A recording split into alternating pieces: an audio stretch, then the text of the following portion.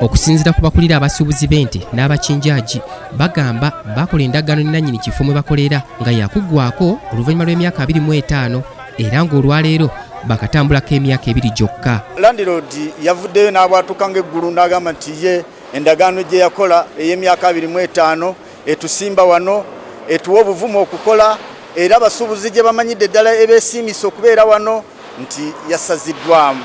Ntumubuuza Landlord endagaano wagisazaamu na bigambo lwaki towandiika n'ogenda mu mateeka ekiddiridde kututiisatiisa majje tulaba bali muleeya tulaba bali mu uniform tulabye buli mundu eya buli kika. John Kaliisa agamba nti kyababuuseeko omukulu Godwin Mabano gwe basasula obukadde obusoba mu 40 buli mwezi ate okujja n'abategeeza ng'endagaano bwesaziddwamu awatali kubannyonnyola bingi nga kuno kwagase n'okubatiisatiisa n'abasirikale b'amagye. Era ssebo emyaka 25 twakatambulako emyaka 2 n'ennaku 11 olwaleero ge mawulire ago g'owulira nti olwaleero yazze n'agamba nti endagaano ekoze eki esaziddwamu.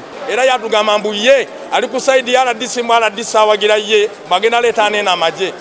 Ku lunaku olwokutaano bajja ne batukolako obulumbaganyi wano amagye ne gavuga amasasi ne gavuga ne tiya gaasi. Ssaalongo Luyombya Eliab ssentebe w'abasuubuzi mu Lufuleno alumiriza Godwin Mabano okugezako okumugulirira okuva mu banne wabula olwamujeemera kati amutiisatiisa kumujja mu bulamu bw'ensi eno.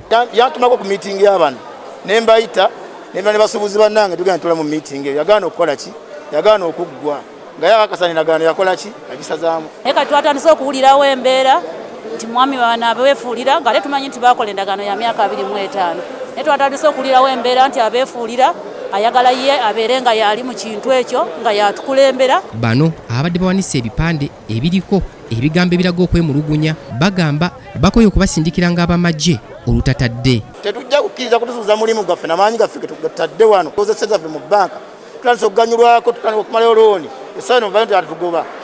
Fere tulina buzibu naye pasendeji agifuna eyali badde pasendeji era yennyini yalina okuzimba era kwata ssente miliyoni 4 buli mwezi kumpi 35 nazimba mu accountant bonna weebali ebintu byonna biri mu mateeka. Kyokka bwe tugezezzaako okutuukira ayogerwako ku lukomo lw'essimu essimu zaffe zonna tezaanukuddwa.